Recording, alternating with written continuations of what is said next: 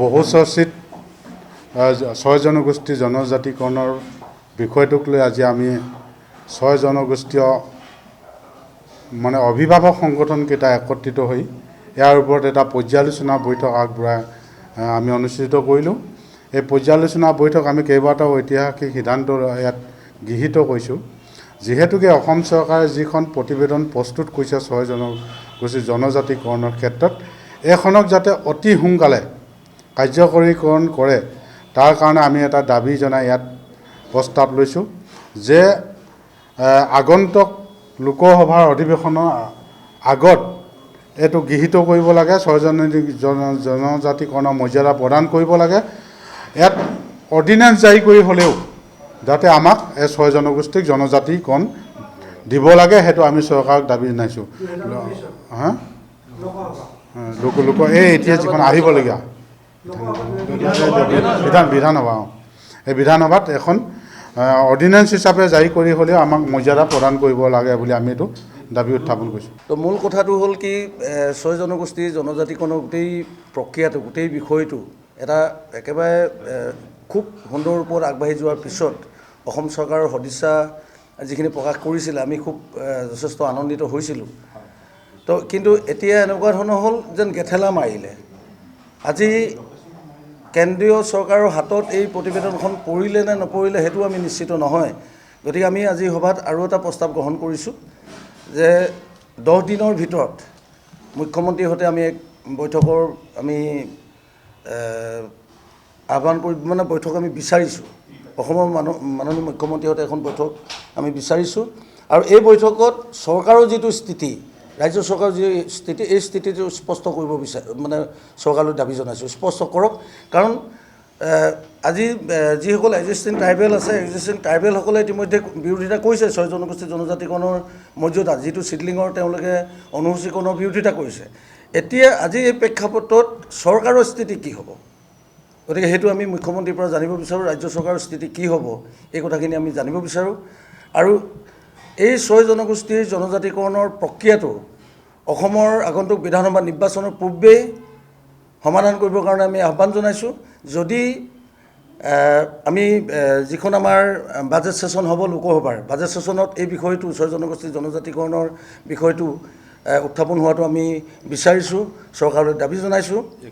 আৰু লগতে আমি অসম মানে যিখন আমাৰ আগন্তুক যিখন আমাৰ নিৰ্বাচন অনুষ্ঠিত হ'ব, সেই নিৰ্বাচনৰ পূৰ্বে অধ্যাদেশ জাৰি কৰি হ'লেও ছয় জনগোষ্ঠীৰ জনজাতিকৰণ প্ৰক্ৰিয়াটো সমাধান কৰিবৰ কাৰণে আমি চৰকাৰলৈ দাবী উত্থাপন কৰিছোঁ। আৰু লগতে আমাৰ যিসকল এক্সিষ্টিং ট্ৰাইবেল আছে, এইটো নিশ্চয় জানে, সংবিধানত এইবিলাক কথা স্পষ্টকৈ লিখা আছে। আজি এক্সিষ্টিং ট্ৰাইবেলসকলৰ সংগঠনসমূহে কৈ আছে যে এডভান্স গ্ৰুপ, আমি চৰকাৰক দাবী জনাইছোঁ যে কোন এডভান্স গ্ৰুপ, এই কোন এডভান্স গ্ৰুপ, কোন বেকৱাৰ্ড গ্ৰুপ, এই কথাখিনি তেওঁলোকে ডাটাবেছ স্পষ্ট কৰক। কাৰণ মই মত সংগঠনক মই নেতৃত্ব প্ৰদান কৰোঁ। আজি স্বাধীনতা 78 বছৰৰ পিছত মটক জনগোষ্ঠীৰ পৰা এজনো IAS অফিচাৰ, এজন IPS অফিচাৰ, এজন IFS অফিচাৰ নাই। আমাৰ সমগোষ্ঠীয় মৰাণসকলৰ নাই। গতিকে কোন এডভান্স গ্ৰুপ, কোন বেকৱাৰ্ড গ্ৰুপ, এই কথাখিনি স্পষ্ট কৰিবৰ কাৰণে চৰকাৰলৈ আমি দাবী জনাইছোঁ যে তেওঁলোকে ইয়াত অধ্যয়ন কৰক আৰু তেওঁলোকে এখন প্ৰতিবেদন প্ৰস্তুত কৰক যে আজিৰ তাৰিখত এক্সিষ্টিং ট্ৰাইবেলসকলে যিটো কথা কৈ আছে এডভান্স গ্ৰুপ বা বেকৱাৰ্ড গ্ৰুপ, এই কথাখিনি তেতিয়া এই যিটো তেওঁলোকে ইয়াত পুনৰীক্ষণ কৰিব, এই পুনৰীক্ষণত বৰ্তমানৰ যিখিনি ST আছে সেইখিনিৰ লগতে আৰু যিখন OBC বা নন ST যিসকল আছে, যি 6টা জনগোষ্ঠীয়ে আজি অনুসূচীকৰণৰ দাবী জনাই আহিছে, এই কেওটা মানে দুইটা পক্ষৰে এইটো পুনৰীক্ষণ কৰিবৰ কাৰণে আমি দাবী জনাইছোঁ। স্পষ্ট ভাষাত কৈছোঁ, অসমৰ মাননীয় মুখ্যমন্ত্ৰী যদি সাহস আছে তেখেতে ক'ব লাগে কোনটো সংগঠনৰ কোনজন নেতাই কৈছে ইয়াত আজি 6 জনগোষ্ঠীৰ 6টা জনগোষ্ঠী উপস্থিত আছে। আমি কোনো কাৰণতে মুখ্যমন্ত্ৰী কোৱা নাই, আমি প্ৰতিবাৰেই কৈ আছোঁ যে বিফৰ বিধানসভা ইলেকশ্যন আমাক জনজাতিকৰণ লাগিব। আদাৰৱাইজ এইবাৰ আমি যেনেকৈ কংগ্ৰেছক গাদীচ্যুত কৰিছিলোঁ, এইবাৰ আমি বিজেপিক গাদীচ্যুত কৰিম। আৰু যদি আৱশ্যক হয় তেতিয়াহ'লে আমাৰ জনগোষ্ঠীৰ যিমান নেতা আছে বিজেপি দলত আমি প্ৰত্যেককে আহ্বান জনাম, আদাৰৱাইজ আমি তেওঁলোকক এঘৰীয়া কৰিম যে তেওঁলোকে কোনো কাৰণত বিজেপি দলত থাকিব নোৱাৰিব। তেওঁলোকে যদি বিজেপি দলত থাকি যদি আমাৰ জনজাতিকৰণৰ যদি মাত নামাতে আৰু মাননীয় মুখ্যমন্ত্ৰীয়ে এই কথা যদি তেওঁলোকে একমত হৈ থাকে তেতিয়াহ'লে আমি তেওঁলোকক স্পষ্ট ভাষাত এঘৰীয়া কৰিম। গতিকে আমি কৈছোঁ যে আমি কোনো কাৰণতে মাননীয় মুখ্যমন্ত্ৰীক এই ধৰণৰ বক্তব্য ৰখা নাই।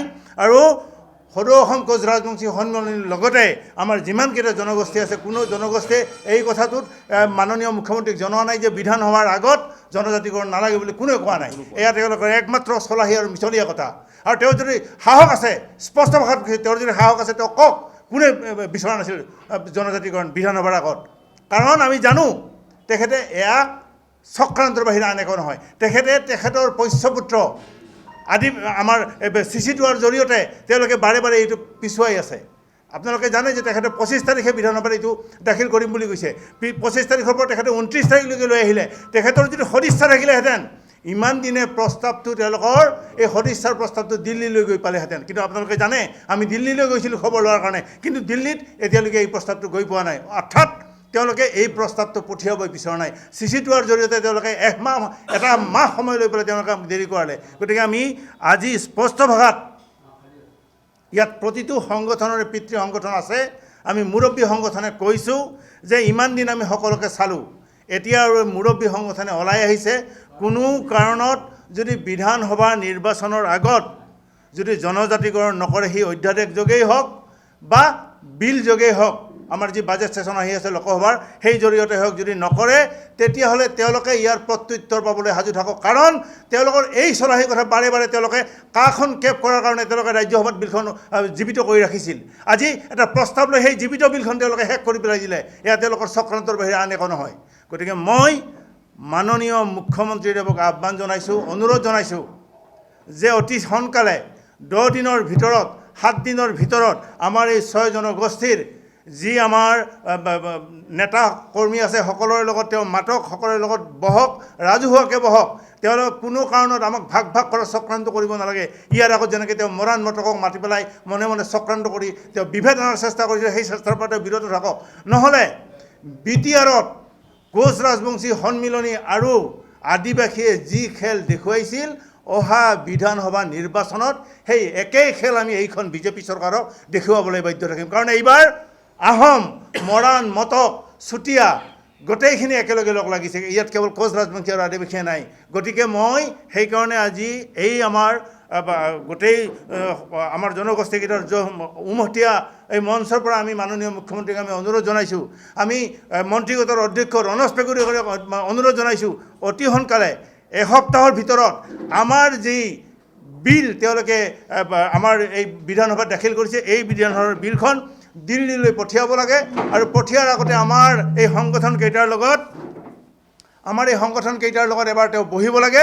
আৰু আমাৰ আজি যি আমাৰ নেতাকৰ্মীয়ে যি কথা কৈছে যে আমাক ত্ৰিভাষিক বৈঠক লাগে, সেয়া প্ৰধানমন্ত্ৰী আৰু গৃহমন্ত্ৰী আৰু আমাৰ মাননীয় অসমৰ মুখ্যমন্ত্ৰীৰ উপস্থিতিত সেয়া অতি সোনকালে কৰিব লাগে। অন্যথা তেওঁলোকে এইবাৰ সাজু থাকক, তেওঁলোককো আমি সেই খেল দেখুৱাবলৈ এইবাৰ বাধ্য থাকিম।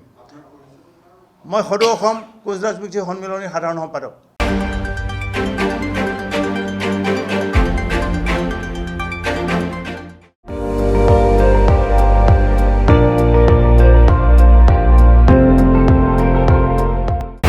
আপুনি চাই আছে ND24, সৰ্বশ্ৰেষ্ঠ নহয় সৰ্বোত্তমৰ দৌৰ।